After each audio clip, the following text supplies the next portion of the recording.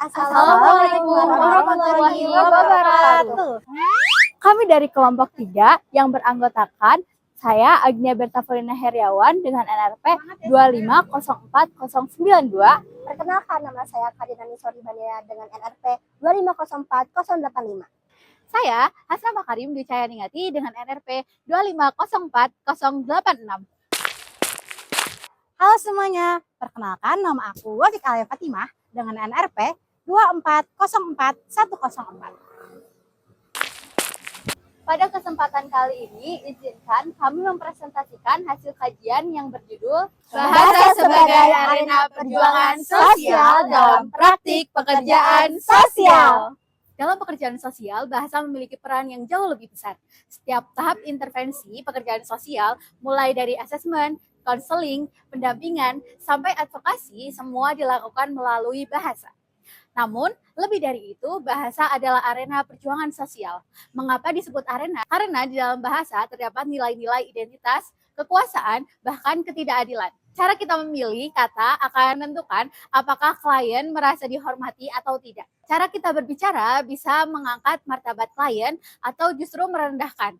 Dan cara kita mendengar juga menentukan apakah klien merasa aman dan diterima. Oleh sebab itu, penelitian ini ingin menjelaskan bagaimana bahasa digunakan sebagai arena perjuangan sosial dalam praktik pekerjaan sosial, khususnya melalui pengalaman mahasiswa yang sedang melakukan praktik lapangan. Penelitian ini menggunakan metode kualitatif deskriptif.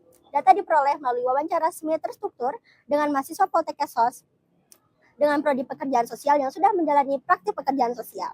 Wawancara berfokus pada 3 aspek utama. Yang pertama, bagaimana mahasiswa menyesuaikan gaya bahasa dengan usia klien.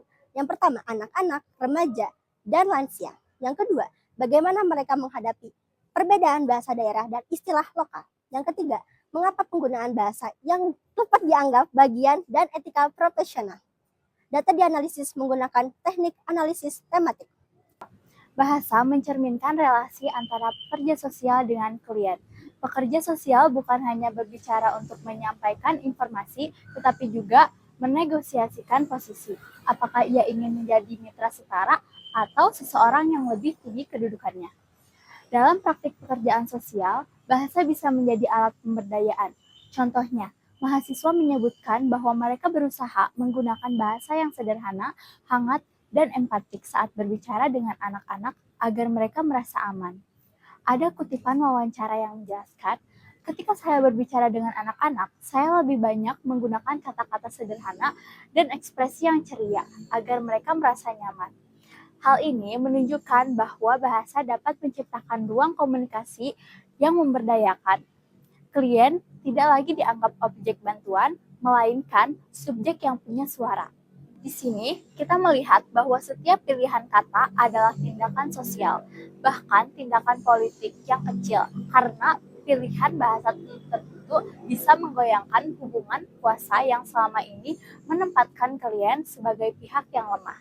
Dalam pekerjaan sosial, tidak ada satu jenis bahasa yang cocok untuk semua klien. Mahasiswa menemukan bahwa mereka perlu menyesuaikan bahasa agar lebih efektif. A. Bahasa untuk anak-anak. Untuk anak-anak, bahasa digunakan harus sederhana, jelas, dan penuh empati. Nada bicara dibuat lebih ceria agar anak lebih aman dan mau berbagi. Dan bahasa untuk remaja. Untuk remaja, gaya bicara dibuat lebih santai dan relevan dengan kehidupan mereka. Remaja lebih nyaman jika lebih merasa stigma atau diperlakukan terlalu formal. Pendekatan ini membuat remaja lebih terbuka dalam menyampaikan masalah yang mereka hadapi. Lalu bahasa untuk lansia. Saat berbicara dengan lansia, mahasiswa berbicara lebih perlahan, sopan, dan memberikan waktu bagi mereka untuk memproses informasi. Ada kutipan wawancara. Untuk lansia, saya berbicara perlahan dan menggunakan bahasa yang lebih lembut karena kadang mereka lebih membutuhkan waktu untuk memahami.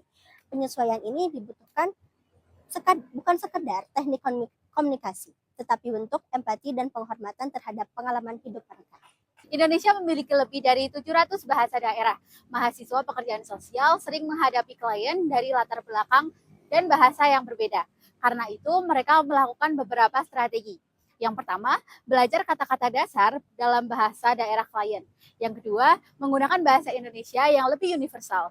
Dan yang ketiga, meminta bantuan keluarga atau penerjemah bila diperlukan.